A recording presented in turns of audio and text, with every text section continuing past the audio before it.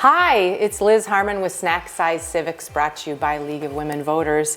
I am so lucky today to have kind of a celebrity in town, Gene Gaffney here. He's got the credentials, the music credentials, and the local fans to speak to us today about the Star Spangled Banner. So Gene, we know you have directed lots of bands in your 50-plus illustrious years, right? Yes. Or more, I don't know. And you've probably directed the National Anthem thousands, at least hundreds and hundreds and hundreds of times. So do you know how the anthem came into existence? Well, 2 years into the War of 1812, the Battle of Baltimore, Francis Scott Key was an established lawyer and an amateur poet. He was taken under flag truce to the British flagship, where he successfully negotiated the release of an American physician. The physician was released, but Key was held guarded on a small boat in the harbor because he had overheard the British plans to bombard Fort McHenry.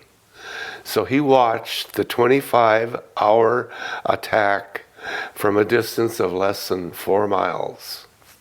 So at daybreak, Key saw the lone U.S. flag still flying over Fort McHenry. He then penned the now famous words, "And the rocket's red glare, the bombs bursting in air, gave proof through the night that our flag was still there." Key was 35 years old when he wrote the Star Spangled Banner on September 14th, 1814. Wow.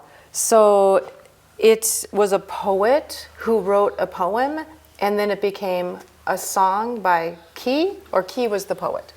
He was the poet. He was the poet, okay. Yes. So then how did that poem become a song? Well, the poem became well known and was eventually put to the tune of the Anacreon in Heaven. Key already had that melody in his mind when he wrote the poem. And the Anacreon Society was a group made up of amateur musicians. Within a week of the battle, the poem was printed under the title Defense of Fort McHenry.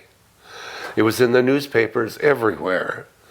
Soon after, Thomas Carr of Carr Music in Baltimore published the poem along with the music, and he titled it The Star Spangled Banner.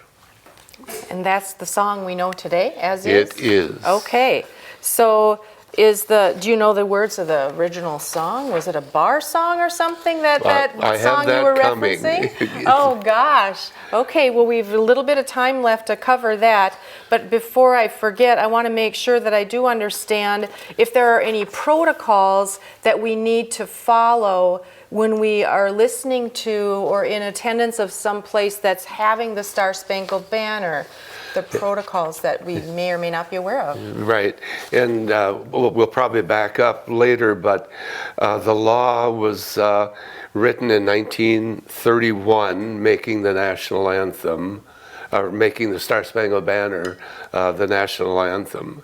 And it was amended in 1942 and then amended again in 2008. And it had protocols with it. And that they were: stand at attention with your right hand over your heart, facing the flag. Mm-hmm. If there is no flag, face the music. Men are to remove their hats. Servicemen and veterans should give a military salute and hold it until the music lasts. These are all suggestions and not mandatory. I did notice when I was at the Memorial Day program this year in Detroit Lakes that that's exactly what the military men and women did the entire time that Star Spangled Banner was being played, and I guess I hadn't really paid attention before. Are there any last facts you'd like to spew out for us in our last minute or so? Well, you were wondering how this became our national anthem. So in 1931, there was a huge national clamor for a national anthem to be named. And there were several songs that were considered, the Star Spangled Banner being one, also America the Beautiful, My Country 'Tis of Thee, Hail Columbia, and several others. Now, rumor has it that John Philip Sousa had a favorite, and he let everyone know his favorite. Now, whether Sousa was an influence or not, Congress passed the law signed by President Herbert Hoover, making the Star Spangled Banner our national anthem in 1931. Isn't that a tremendous story? I'm so tickled that you were here to get to share all of that, because we've all heard that song, that anthem over and over again, and there are days I can sing it without fumbling the words, and there are days that I might need a little cheat sheet. We've all been there. Are you singing along when you direct a band? Yes. Oh, good for you. Yeah. Oh gosh, we're so grateful to have you today, Gene, to talk to us about the national anthem. Could I add one more point? So I've directed a band for 59 years, and I'm still directing it. And you may not believe this, but I still get a shiver every once in a while I'm conducting the national anthem. And these days there are several arrangements that the bands can use. Some are pompous, some are a lot of fanfare. We at the Lakes Area Community Concert Band have a favorite, and that was arranged by Jack Stamp, and it has the subtitle, A Love Story to Our Country, and it's just a very thoughtful and expressive arrangement that we really love. Well, thank you so much. As a vocalist myself, I too will now think of all these things you've shared, and I really appreciate it. That's our edition of Snack Size Civics today. If you would ever like to honor or in memorial support us in contributing to run these programs, you can contact any of the League of Women Voters, and you can be a sponsor of one of these programs. Thank you so much.